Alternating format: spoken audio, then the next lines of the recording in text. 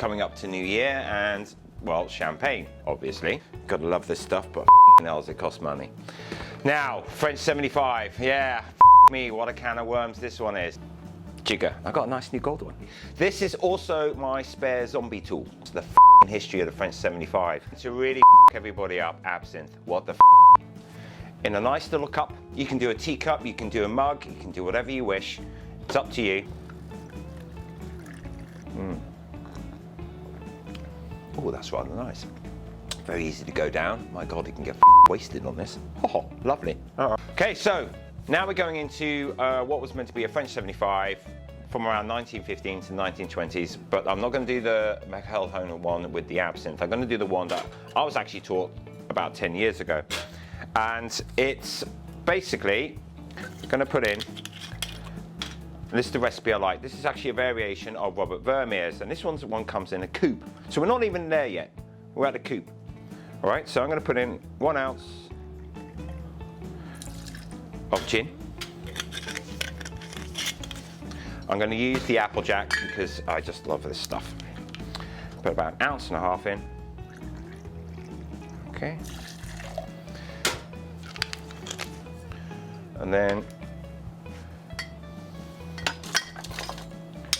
I'll say about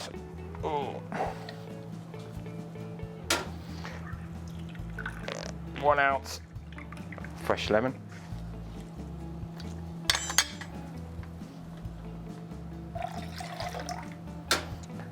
And then yes, believe it or not, grenadine. No champagne, no sparkling yet.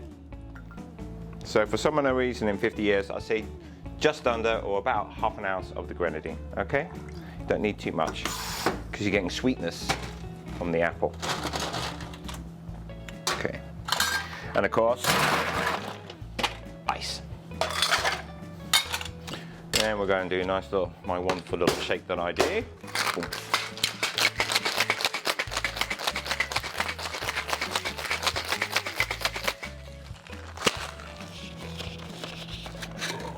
Go. And then strain into a nice little vintage coupe or a coupe or a teacup or coffee mug. It's up to you. Go a little crazy, have something rather nice. So there you go. That is a variation on a French 75 about 90 years ago, okay? Oh God, it's a lovely drink. It really is, it's rather fantastic. So you're watching this slight evolution here. So we've gone from a champagne cup or teacup, which with champagne in it, obviously. So, and then we're going to a drink with grenadine, brandy, apple brandy, some gin and lemon juice, and maybe even absinthe. And now we're going into a highball or a Collins, because in 1927, in an affectionate book called How To, or Here's How, Judge Jr., and again, this is actually also published in the 1930 Harry Craddock Savoy Cocktail book, and this is the one that's gonna, and this is one I've been experimenting on with people because I think this is actually slightly better, but we'll go on to this one later, so we can see where we're at the evolution of the drink. So here it is. Right, so finally, here we are, late 20s into the 30s, and we've now got gin, lemon, sugar, sparkling wine or champagne. Finally, but not in the champagne flute yet. I know, what a can of worms, oh God. All right, so here we go again. Remember the powdered sugar we made earlier? You're gonna need this. So, I'm going to use a nice, simple, good dry gin, London dry gin. I'm going to put 1.5 ounces in the glass.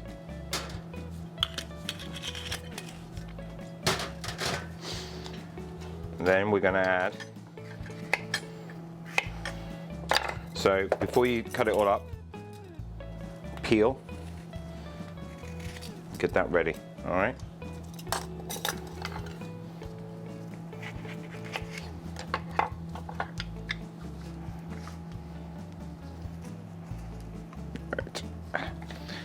And for this one, I'm just going to add literally just half an ounce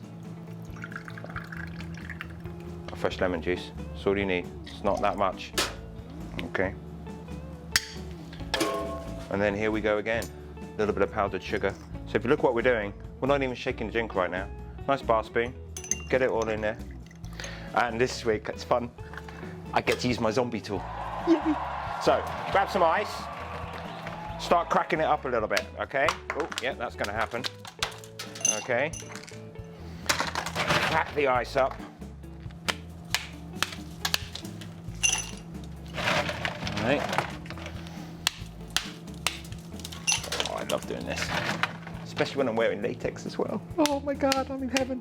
All right, so there you go. So, we've now got it all in there, okay? So give it a little stir around, all right? Crack just a little bit more ice. Basically, someone said that this is basically a Tom Collins cocktail, which is basically gin, sugar, lemon, and soda. And in this case, it's just the same drink, but we're topped up with sparkling, okay? And there we go. It will over fizz, just be patient with it. I like this because I find this incredibly wonderful, long, fizzy drink. Lasts the night. Just stir it around a little bit more, not too much. It's got a slightly less effervescence, so it's a little easier for you to drink. And there we go. So this is a late 20s, early 1930s French 75. Okay. See the difference in the evolution of the drink from the last 80 odd years. So here we go. Oh my God, that is rather good. Oh, that's lovely. I could drink these all night. Oh my God, I could drink these in the park. Oh, wonderful. And then finally, and this is the great myth, and if somebody could please tell me how between 1930s, then suddenly towards the late 70s and the 1980s, we come to the French 75 in the champagne flute. Still trying to find out, okay? Something happened. I have no idea. Somebody in the 80s, I don't know, decided to do something pretty and wonderful, because the champagne flute is beautiful. And we're coming into the new year. So have some fun making it like this or with this and this. But if you're gonna do your New Year's party, just do the one that everybody knows from the 1980s, okay? Which is the French 75 in the epitome of a beautiful, wonderful champagne flute. And now here we go. This is where you're gonna see me, one, fine strain a drink. Oh my God, yes, I am gonna fine strain. And this is how I like to do mine. So, get your tins and everything together, right? Okay, 1.5 ounces of gin, all right? And now to give you a curveball, Mr. Embry in 1948 in his bartender's guide, basically went, no, you gotta make it with cognac, because if you don't make it with cognac, it's not a French 75. So if you want to, you can make it with cognac as well. So there you go. Look, all these things for just one drink that I thought was just this. So it's up to you where you want to go on this one. I still prefer it with gin, and I still like the idea of calling it a French 75 with gin, right? Whether it's with cognac or not, okay? Because I think this is a wonderful, lovely drink, and we're going to keep on this. So 1.5 ounces of your gin is in there, okay? Now I like about 3/4, okay, of fresh lemon juice. All right, there we go. Okay,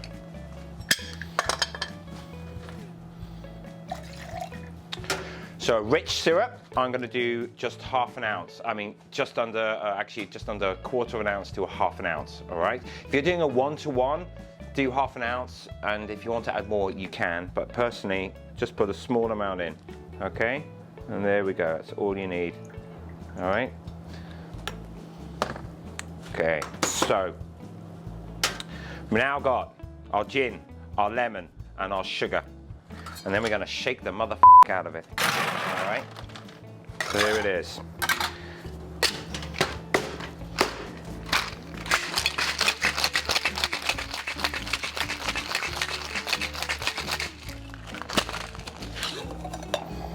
Oh yeah, And here we go. Oh, I'm gonna love this bit. So yes, now I'm gonna fine strain. Shockingly enough, I am going to do this. But I think it's very important that you fine strain this drink, okay? So get it over. And there we go, okay. And this is really lovely and beautiful. Okay, and there we go, all right? Okay, all right. Get your sparkling, just to add. As I said again, little Jesus effect, start out with champagne and finish off the night with cava. You're gonna be so f***ing drunk and wasted, you're not gonna f***ing notice a thing. However, I would suggest that maybe get some very nice champagne flutes to start the evening. And then towards the end of the evening, maybe go on to something a little cheaper. Would be advisable, because otherwise it's gonna get a rather an expensive night. But when you start out the night, start out everything, get some nice champagne flutes, okay? There you go. Now, a little thing I like to do, little trick. Do this, just mix it in a little bit more, okay? Just look at that. Isn't that just beautiful and sexy? And then finally, this is where I got to tell you about how you want to use this little tool. So, just over, like so. Get this so that the oils really spray over, right over, okay? There you go, all right? Okay, and there it is. Makes a nice big, long string, all right?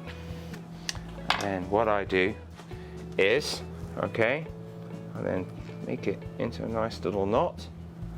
Then I sort of make a little bow, okay? And there you go. And then just pop it in the drink like so. And look at that. That's a beautiful, lovely, wonderful, unfortunate 1980s version of a French 75. But it's a wonderful drink, okay? So have some fun, have some play, make the drinks how you want to make them through the evolution of the drink. When it comes to New Year's, can't beat a lovely little champagne flute, can you? So there you go. So have a wonderful New Year.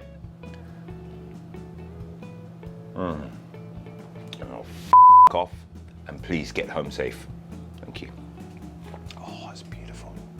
Oh, look at that, it's so beautiful. Oh my God, that is just so